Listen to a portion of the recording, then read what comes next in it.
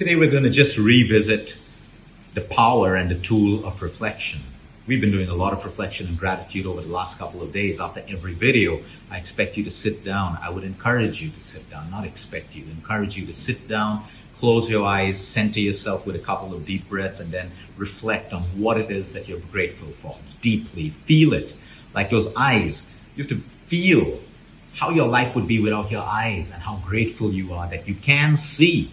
You've got to connect with that feeling. So reflection is discovering something, connecting it with an emotional feeling, and then adding gratitude.